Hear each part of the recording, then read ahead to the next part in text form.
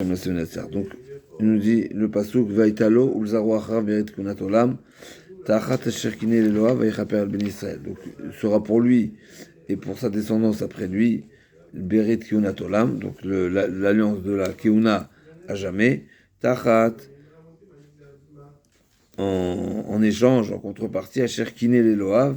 Donc, il a vengé la vengeance d'Akadosh Baruch Hu, vayichaper al ben Israël, et il a pardonné, il a expié la faute des Bnei Israël. Et le passage qui continue, on a on va avancer.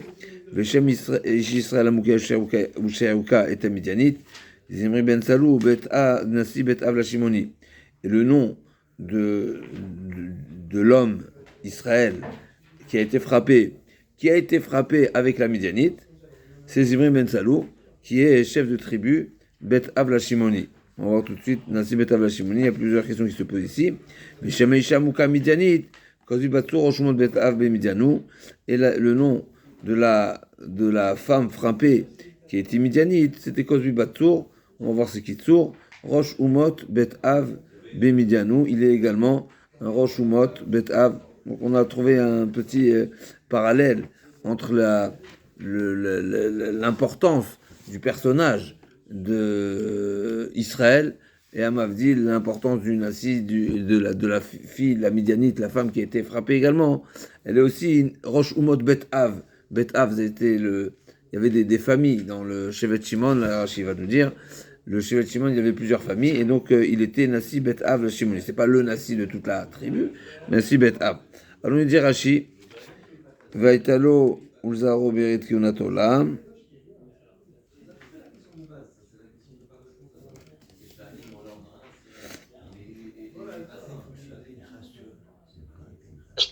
Bokartov Daniel. Le Orchem Akadosh nous avait déjà rappelé ces propos de la Gemara, que Pinchas est devenu Cohen. Il n'était pas Cohen jusqu'à présent, il est devenu Cohen. Et Rashi va nous ramener cette Gemara dans Zvachim qui nous dit Vaitalo, donc sera pour lui, littéralement, Berit. Qu'est-ce qui sera pour lui? Le Brit, l'alliance.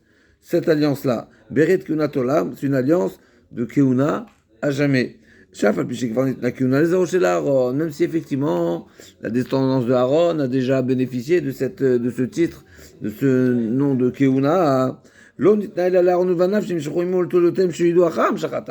n'a été donné seulement pour Aaron et ses enfants, et les enfants qui vont naître après avoir été loin.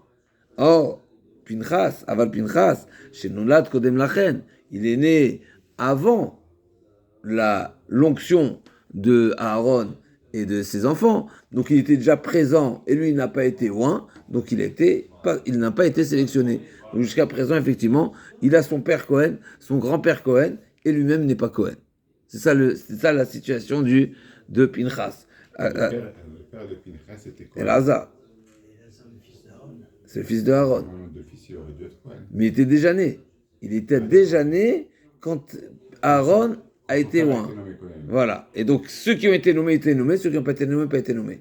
Donc, on est Cohen par naissance, si on est né d'un père Cohen. Mais lui, au moment de la naissance, son père n'était pas Cohen encore. Donc, lui, il a gardé sa carte d'identité d'origine, qui était Lévi. À un moment donné, avant Matan Torah, après Matan Torah, le Cohen, comme on a vu dans le parachat, les premiers parachutes qui précèdent, n'est-ce pas, chez l'Ach, le Lévi, il a été sélectionné, il a été choisi, et lui, il était présent, il n'a pas été choisi en tant que Cohen. Les Lévim ont été choisis en tant que Cohen, lui, il n'a pas été choisi. Et donc, c'est seulement à partir de ce moment-là, à partir de ces faits, qu'il est devenu Cohen. Et c'est ce que la Gemara nous dit dans Zvachim, donc on a vu il y a quelques bons mois. Pinchas n'est devenu Cohen seulement après qu'il est assassiné, qu'il est tué, qu'il est liquidé, qu'il est tué, qu'il est vengé, la vengeance d'Hachem en tuant Zimri. L'Eloav, donc qui naît l'Eloav, la Kanaout, la vengeance, elle était 100% pour Akadosh Baruch Hu. Bishvil Elokav, Rashi, c'est quoi qui naît l'Elokav? C'est pour Hachem. Qui moi Mekane Atali, n'est-ce pas? On a retrouvé ce passouk également Amekane Ateli, qu'est-ce qu'il a dit ce pasouk? C'est Moshe Rabbeinu. Moshe Rabbeinu, il a dit à Yehoshua, quand on a vu dans le parashat Balotra, où les Veisharu Shne Anashim B'Machane, Shem Echad Eldad, Shem Medad, Itnamu B'Machane Yasafou, Eldad et Medad, ils ont été mitnabim. Ils ont révélé une prophétie. Une prophétie. Qu'est-ce qu'elle disait cette prophétie? Que Moshe Rabbeinu nous a fait sortir d'Égypte, et c'est Yehoshua qui va nous faire entrer en Eretz Israël. C'est une manière de dire que Moshe Rabbeinu donc ne va pas rentrer. Et donc Yehoshua, il a voulu défendre l'honneur de Moshe Rabbeinu, et donc il a dit à Moshe Rabbeinu, Kelahem, maudit-les. C'est quoi Kelahem? C'est une prophétie qui porte atteinte au kavod de Moshe Rabbeinu. Et Moshe Rabbeinu, comment il a réagi? Amekane Atali, est-ce que tu veux prendre ma vengeance?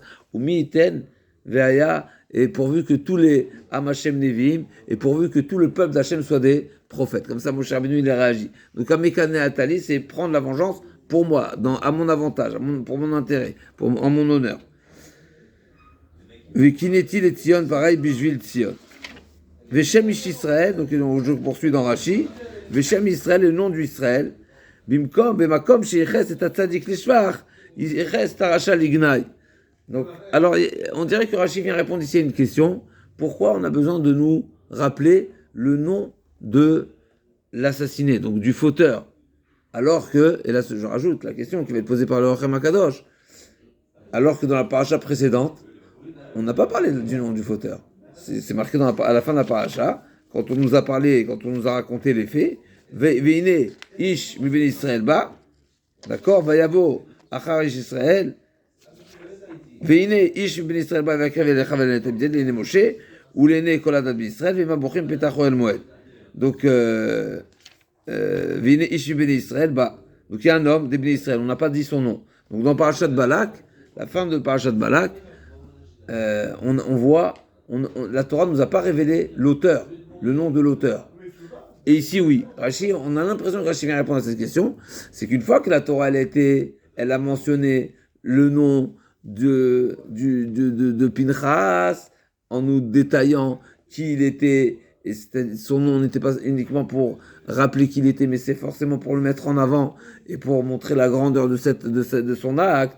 Eh ben, on a également en parallèle, il était également nécessaire de mentionner le nom du fauteur, parce que ça va mettre en avant davantage la bravoure de Pinchas. Pourquoi? Parce que malgré le statut de ce personnage qui a fauté, eh ben Pinchas ne s'est pas retenu d'agir.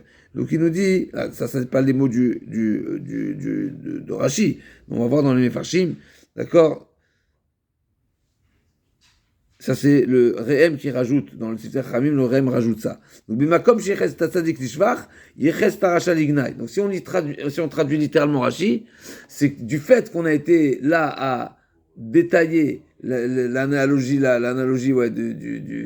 les ascendants de Pinchas, et ben, on a également précisé qui était le rachat.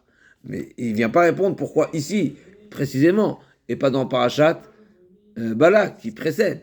Alors, l'Ichora, il faut rajouter quelque chose, c'est que ici, le nom de Pinchas, c'est pas seulement à titre informatif, c'est pour nous enseigner justement que son acte de bravoure, il était totalement pur, parce qu'il est le fils de Aaron. Dans Parashat Balak, on vient nous dire qui il est Pinchas. Pinchas ben Azar ben Aaron HaKohen, on vient nous dire qui il est. Là, on est en train de nous dire non, c'est Pinchas ben Azar ben Aaron HaKohen, et donc naturellement, on a rajouté également le nom du fauteur, et comme ça il dit c'est Chachamim ramène le Rehem, chez Kol Mishu Yoter Gadol, Chet Onami Yoter Gadol. Alors Mechila, plus précisément, le fait, c'est quoi l'intérêt de mentionner, de préciser le nom du rachat? Parce que justement, le fait de savoir que ce rachat en question là, il représente le Nessi Shevet, il est un des chefs de tribu des familles de Shimon, eh ben ça amplifie la gravité de la faute. C'est pas n'importe qui, c'est pas un monsieur, n'est-ce pas, qui n'a pas de... Donc c'est ça le parallèle qu'il y a entre les deux. Nessi Betav la Shimoni, mais à nouveau, je vais quand même nous poser la question, comment se fait-il que ici, le nom du rachat il est mentionné, et il n'est pas mentionné dans la paracha précédente? Nessi Bet Av la Shimoni, c'est quoi? Nasi, donc c'est un prince, Bet Av, d'une des familles, la Shimoni, de la tribu de Shimon. Je suis toujours dans Rashi. Les Echad Mechamesh Bate Avot, Rashi nous dit, il y avait 5 familles, Bate Avot. Shayu Shevet Shimon. Donc lui, il faisait partie de un de ces 5 familles. Un des ministres de ces 5 familles. Donc premièrement, dans la première explication, Rashi vient nous dire le fait de... Pourquoi on a détaillé qui est le fauteur? Mais parce que ça amplifie la gravité de la faute. D'accord? Le fait de... Le fauteur, il a une réputation, il a une renommée, il a un statut.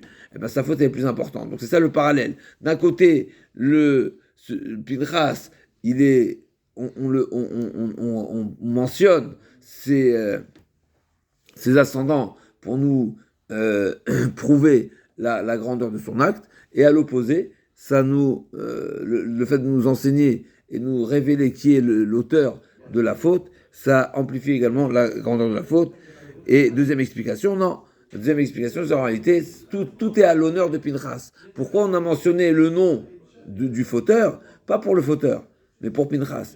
À savoir, le fait que ce soit une personnalité qui a fauté n'a pas été un frein et une retenue pour Pinchas d'agir.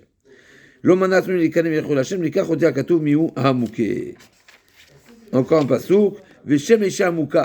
Là aussi, on a également, ok, pourquoi c'était important? Là, tu m'as dit, pourquoi on a mentionné le nom de Pinchas? Ok, pourquoi le nom de Zimri Ben Salou? Maintenant, on a besoin de savoir aussi c'est qui la Goya avec laquelle il a fauté. C'est quoi l'importance?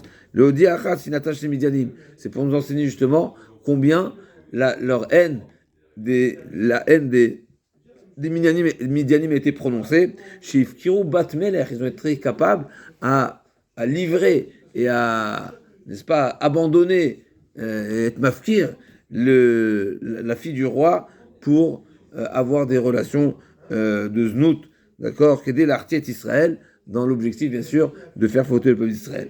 Rosh Umot, là aussi pareil, c'est incroyable ce parallèle, même si c'est pas explicite, mais lui aussi, il fait partie de un des 5, Rosh Umot Bemidian. Il n'était pas le chef de le peuple de Midian, mais lui aussi pareil, il fait partie d'un des 5 rois. C'est intéressant, le roi, il règne pas forcément sur l'ensemble. On voit ici qu'il y avait il fait partie des 5. Echad Mechameshet Malchei Midian, comme on va voir dans la suite de la paracha, les 5 rois de Midian ont été abattus, et lui il fait partie des 5. Et c'est Kitsour, on va voir tout de suite. Echad Mechameshet Malchei Midian, et Evi, Ve'edrekem, Ve'etzur. Et en réalité, Tsour, c'était le plus important, c'était le roi le plus important.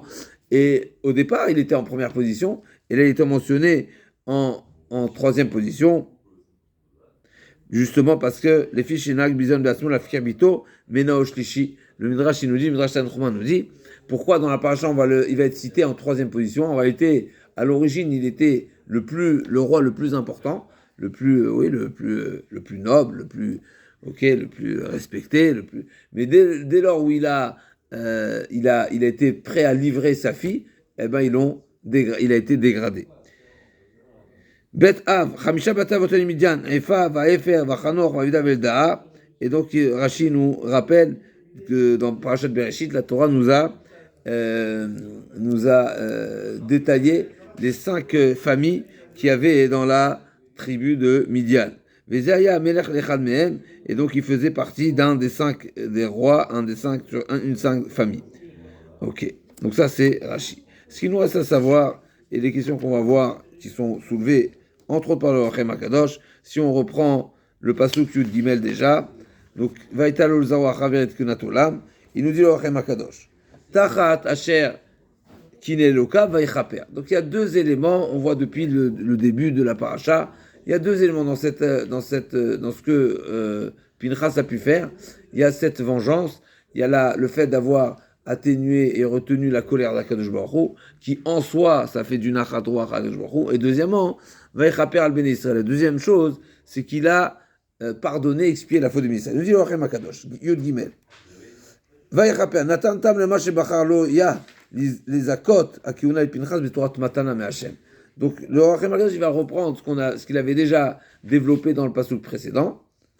On est bon. Donc dans le pasuk précédent, le Rachem Akadosh nous avait fait remarquer qu'il y a une différence entre une donation qui est une nouvelle donation qui démarre à zéro, et une donation qui est comme ça par mechila, par une forme un renoncement. La notion de mechila, c'est un renoncement sur un droit. Et il nous avait dit le Rachem Akadosh qu'Akadosh Baruch Hu aurait pu lui faire cette donation par forme de mechila, comme si qu'il venait revenir en arrière de ce qui s'était passé et attribuer à Pinchas également le titre de Keuna, alors qu'il n'a pas été sélectionné il y a quelque temps. Il lui a dit non, toi aussi tu fais partie du fils de Elazar et donc tu es Cohen de facto. Il aurait pu. Mais Akadosh Baruch Hu, il a dit non. Il a fait une nouvelle donation qui démarre à zéro.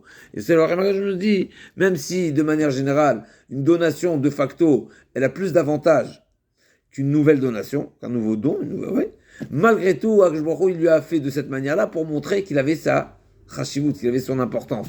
Et Akadosh Baruch Hu, il a également complété, et pour contrebalancer les désavantages qu'il pourrait avoir dans une donation nouvelle, eh bien, il a employé certains mots dans le pasouk qui vont combler ce manque. N'est-ce pas, par exemple, un des manques, c'est avoir la certitude que cette donation-là va être pour ces générations à venir. Également, la certitude qu'il n'y aura pas de revendication sur son droit de Keuna, comme il y a eu pour Aaron. Et troisièmement, c'est le Kinyan. Donc, il y avait trois éléments, d'accord, qu'il fallait ici appuyer et renforcer. Et là, le Rachem revient sur ce point-là où on constate qu'Akadosh Baruch Hu a choisi, a voulu que la Keuna soit une donation nouvelle. D'accord ? Pardon ? C'est plus méritant. Ça montre, bien sûr, ça montre qu'il est méritant à titre individuel. Il n'est pas Cohen parce qu'il est fils de Cohen, mais il est devenu Cohen. Bien sûr, c'est un grade supérieur. Bien sûr, c'est un grade supérieur. C'est ce qu'il disait le Rachem Akadosh. Justement, il y a les conséquences. Il y a les conséquences qui pourraient en découler. Parce qu'une nouvelle donation, comme il disait le Rachem Akadosh, ne prouverait pas, ou en tous les cas, oui, ne dirait pas forcément que ses enfants seraient Cohen, puisque une nouvelle donation, c'est une manière de dire, toi, t'es Cohen. Toi uniquement. Peut-être ne s'appliquera pas toutes les règles de la Keuna habituelle. Mais ici... Pardon ? Oui, mais il y a une règle quand même qu'on retrouve dans la Torah. C'est quelque chose qui est chidouche, quelque chose qui est nouveau, qui est exceptionnel. Eh bien, on se contente de dire, de limiter la règle et de ne pas l'étendre à son maximum, même si elle existe ailleurs. C'est un chidouche. C'est exceptionnel. Personne n'est devenu Cohen. Aaron, il est devenu Cohen à l'origine et c'est tout. Maintenant, de devenir Cohen par un acte de bravoure, c'est quelque chose d'exceptionnel. Donc peut-être c'est propre à lui et pas à sa descendance. C'est pour ça qu'il fallait le mentionner, l'Olzaro. C'est quoi la raison principale qu'Hachem qui explique pourquoi Hachem lui a donné une donation nouvelle à Cherkiné et Lokav, parce qu'il a pris la vengeance d'Akadosh Baruch Hu. Donc quelque part, tu m'as donné quelque chose, mais je te donne quelque chose aussi de personnel. Ouasa le Lokav echashal kvodo, gam Lokav yeromeu ben tzorechlo, lianu likrom ikar aviv, et donc il a vraiment mis au même niveau que Aaron à Cohen. Ou kneged ma she'amar tielo shalom vegam dilezaro amar vechaper ben Israël. Et la deuxième partie, la deuxième facette, la deuxième partie du cadeau qui est que ce titre de Keuna sera héréditaire, ça c'est en récompense à la conséquence de son action qui était la capara des Bnei Israël. Pirouche asa shalom ben Israël ben Amim shebashem v'niach Israël mechamat melech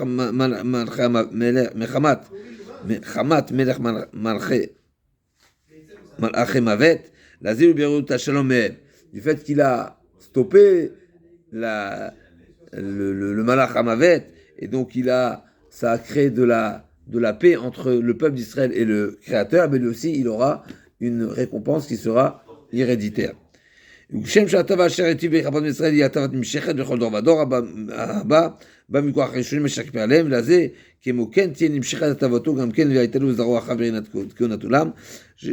ici qu'il y a le Rachem il dit vraiment la chose en longueur et même se répéter un petit peu.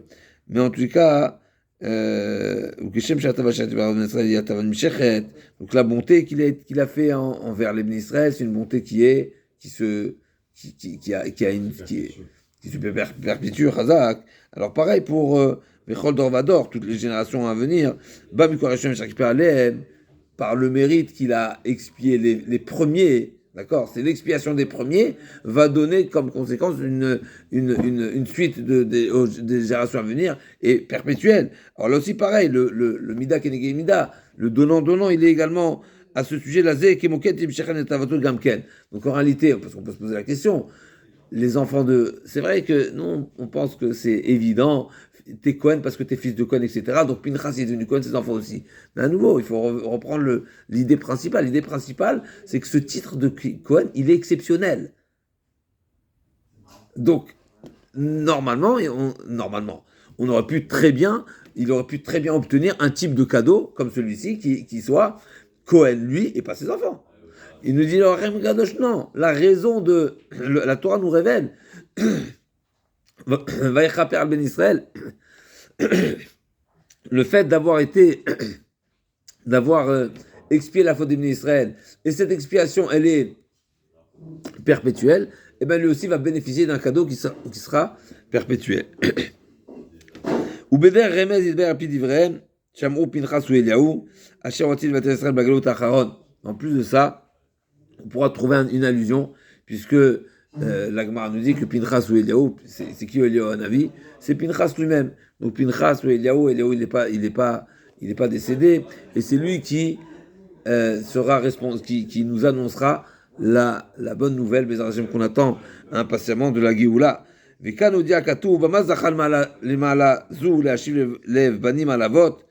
Et justement, ici la Torah nous révèle pourquoi Pinchas, qui est Eliaou, ça va être lui qui va nous annoncer la nouvelle de la libération, de la libération, de la délivrance, de la fin des temps.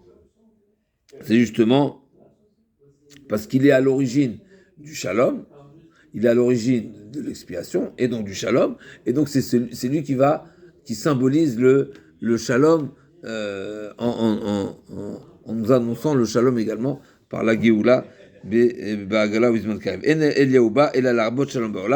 comme nous savons que le but de la venue d'Eliyahu Hanavi, c'est l'arbot shalom ba'olam, c'est une paix mondiale, c'est pas seulement, bien sûr, on sera les premiers bénéficiaires puisqu'on est les plus persécutés, mais en tous les cas, c'est une paix qui est globale. Donc en réalité, Pinchas, qui est à l'origine d'un shalom extraordinaire, eh ben, la récompense qu'il va avoir, c'est justement d'être l'annonciateur de ce shalom, de la venue du Mashiach, qui est le shalom, la paix parfaite dans le monde entier.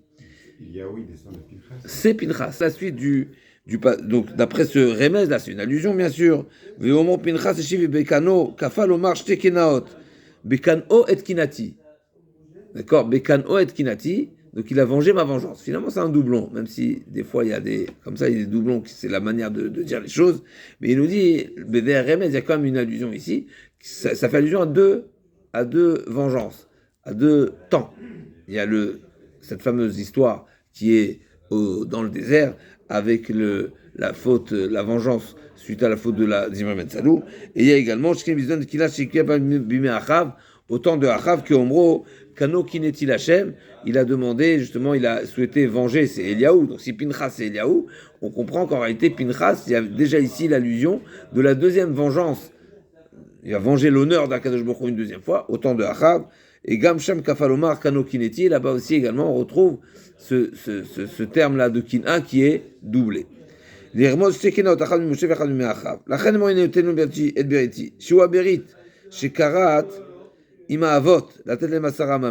quoi le brit en question ici? Beriti Shalom. C'est quoi une alliance de paix? C'est quoi l'alliance de paix? Alors déjà, après, on a déjà une première explication. C'est quoi l'alliance de paix? Mais il nous dit que c'est un remède. C'est quoi une alliance de paix? L'alliance de la Keuna, on a compris. Il va devenir Cohen, c'est une alliance. Hachem, il a même juré, et ce sera héréditaire. Ça va se perpétuer chez les enfants, chez ses descendants, même s'ils ne sont pas méritants. Ok, mais c'est quoi le Berit Shalom? Alors, on pourrait dire tout simplement, la Keuna, c'est Shalom. Comme il vient de nous dire, a priori, le Hachem Akadosh. Par définition, le Cohen, il est, et on sait que c'est le caractère de Aaron à Cohen, ou Shalom et Rodef Shalom, le Cohen qui a pour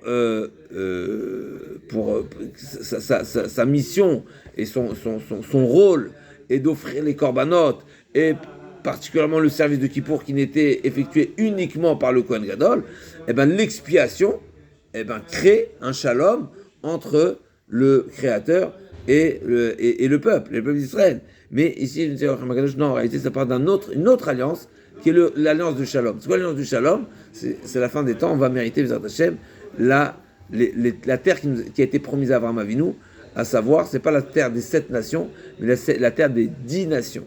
D'accord? Donc il y a certaines nations on n'a pas encore reçues et qu'on recevra à la fin des temps, et c'est grâce à l'action de Pinchas qu'on va la mériter.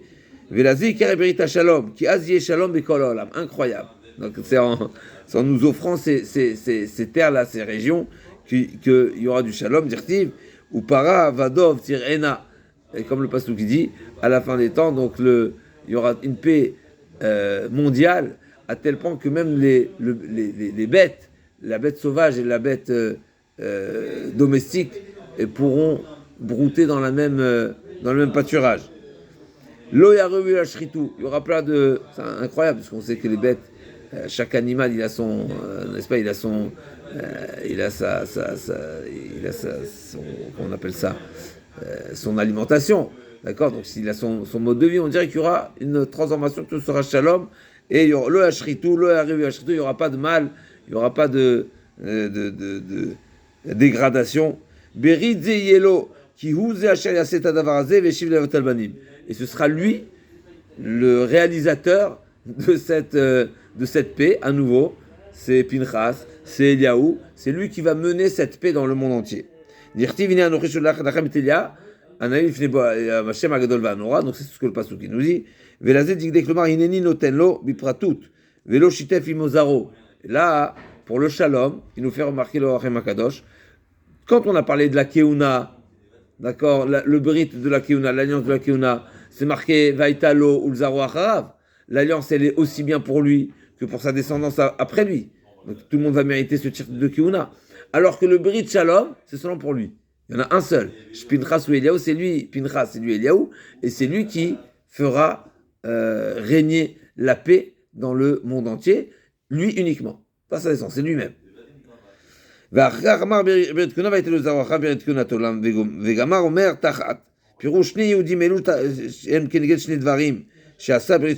Pourquoi ces deux cadeaux? Donc il y a le cadeau de la Keuna et le cadeau du Shalom. Pourquoi Tachat Esharkin Eloka? Parce qu'il a aussi pareil, il a réalisé deux bonnes actions. Premièrement, Kiné Eloka, au temps de Achav, qu'est-ce qui était là-bas la faute? Malheureusement, on était idolâtre, on sait très bien. Il y avait de l'idolâtrie qui était malheureusement très pratiquée à ce moment-là. Et il y avait beaucoup de ce qu'on appelle Nevi à Baal, les faux prophètes. Et Eliyahu Hanavi, il a souhaité leur prouver que tous les faux prophètes étaient des faux prophètes et qu'il était un des seuls Nevi'im, comme vous avez dit, c'était un des seuls Nevi'im, les vrais Nevi'im, et que lui-même était persécuté, devait se sauver et se cacher de Achav parce qu'il risquait sa vie. Donc il a dit on va faire un deal, et il y a ce fameux deal, n'est-ce pas, qu'il a fait avec eux, avec les 400, si je ne me trompe pas, avec 400 Nevi à Baal, 400 Nevi'im, qui étaient des prophètes de Avodah Zarah, et lui d'un autre côté qui était tout seul, et il leur a dit on savez quoi, on va faire un test, on va voir qui est-ce qui détient la vérité et qui est-ce qui sera capable de prouver que son Dieu est le Dieu est véritablement le Dieu. Donc on va égorger une bête et on va voir le corban de qui va être agréé. C'est le fameux test qui a été fait par Eliyahu Hanavi au Hara Carmel, qui était quelque chose d'extraordinaire, qui était exceptionnel, puisque normalement on n'a pas le droit d'offrir un corban en dehors du Beth Amikdash, etc. Donc il n'y avait pas encore le Beth Amikdash, mais il y avait le Mishkan, il y avait c'est après. Donc on n'a pas le droit d'offrir un korban en dehors du Beth Amikdash, et là c'était exceptionnel, donc c'est ce qu'on appelle une hora'acha, c'est une halakha qui était exceptionnelle. En tous les cas, c'est là-bas, il nous dit le Hachem Akadosh, shikine b'me'achav al she'azu elokim ve'ayu ovdei avodah zara. Donc là-bas, la problématique était la avodah zara. Ve'u mashikdek lomar lelokav asher kine lelokav. On arrive encore une autre précision. C'est quoi asher kine lelokav? On a dit dans les kinot, dans la vengeance de Pinchas, ça fait allusion à deux vengeances. Il y a celle au temps de Moshe dans le désert, et il y a la deuxième qui va être réalisée bien plus tard, 1000 ans après, au temps de 1000 ans après, presque pas 1000 ans, mais presque 400, 500, plus de 500 ans après, au temps de Ahab. Et là-bas, la problématique, c'était quoi? C'était la Avodah Zara. Donc, Asher Kiné les Lokav. Il y avait une Kin'a, il y avait une vengeance qui était parce que justement, ils ont abandonné Hachem pour aller adorer la Avodah Zara. Shalá Neymar qui est le Kana. Et Hachem a dit Hachem Kolam Hachem Elohim. Et comment c'est fini l'histoire là-bas? Tout le monde a reconnu que c'est bien le Korban de Eliyahu Hanavi qui a été agréé, qui a été brûlé, El Shardam Minashami, il y a du feu qui est descendu du ciel, et donc tout le monde a reconnu et proclamé en chœur Hachem ou Elohim, Hachem Elohim. D'où on a cette phrase Hachem ou Elohim, c'est de ce qui a été dit au temps de Eliyahu, Béhara Carmel, c'est là-bas que tout le monde a proclamé ça. Vigam ken uivaser bayomahu, Asher yi Hachem echad ushmo echad, shu gam ken sod Hachem ou Elohim. Et on sait également, Bayom Aou, on dit qu'à la fin des temps, il y a Hachem Echad. Le nom d'Hachem sera un. Parce qu'aujourd'hui, on est encore dans le brouillard, on est encore dans le flou, on est encore dans certaines choses qui nous font croire que Hachem n'est pas tout capable, Shalom, et qu'il n'est pas présent à chaque situation. Et bien, le jour viendra où toute l'humanité entière reconnaîtra que Hachem Hu Ha Elohim. C'est le seul. De même qu'à l'image de ce qui s'est passé au temps d'Eliyahu Hanavi, où il aura bien prouvé que toute leur fausse divinité, leur idolâtrie n'avait aucune valeur, aucun sens, et c'est que Hachem, et tout le monde a reconnu les faits, et bien Bezrat Hachem à la fin des temps pareil, et c'est ça l'idée de l'Elokav. Veomer vaïchaper, keneged Yehoud vaïtalo berit keuna, zehulo chelek asher kiper ben Israël, kemo ken yetamid mechaper alehem, donc c'est la keuna. Bien sûr, on sait que le but et l'objectif et le rôle du Kohen, c'est de faire mériter, de pratiquer le service qui nous offre la kapara pour venir Israël. Donc c'est le Kohen qui est mechaper sur le fauteur de manière générale, et particulièrement le Kohen Gadol le jour de Kippour. Mais en tous les cas, c'est ça l'idée. Ce qu'il a pu faire déjà une première fois, mais en réalité, c'est vraiment du donnant-donnant. C'est pas simplement un titre. Bien sûr, c'est un titre honorifique, mais le symbole, l'idée de la Keuna, le but de la Keuna, c'est de faire mériter le pardon en faveur des bénis Israël. Alors là, on va s'arrêter là, on reprendra demain mes intuitions barach, long en Ochem Akadosh sur cette précision de la Torah. Pourquoi la Torah a précisé ici seulement, et pourquoi on a le nom du fauteur, et pourquoi on a précisé également le nom de la fauteuse, et pourquoi dans cet ordre-là, avec des petites nuances, des petites différences.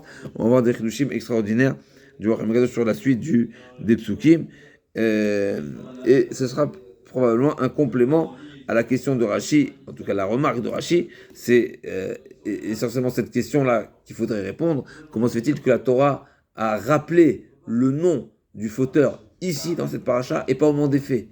Au moment des faits, on ne nous a pas parlé de son nom. Et ici, on nous a parlé. Alors, en gros, un des points du Ochem Akadosh, c'est qu'en réalité, quand ce personnage-là a été mentionné dans la paracha précédente, on ne nous parle pas encore de ce qu'il a fait. On nous parle de ce qu'il s'apprête à faire.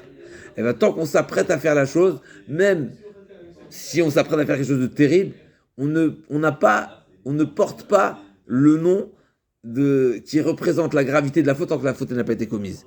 Et donc, finalement, ce personnage-là... De Zimri, on parle. De Zimri, exactement. Et donc, Zimri, quand on parle de Zimri dans la paracha précédente, on nous dit que Vine Ish, Ba mi Bet Israël, Vine Israël, donc c'est un Ish, un homme qui est un prince, un ministre, c'est une personnalité. Vine Ish mi Ben Israël Ba, donc un homme vient, Moshe, donc il a présenté cette Midianite-là devant Moshe, et donc pour lui dire, est-ce que j'ai l'autorisation ou pas?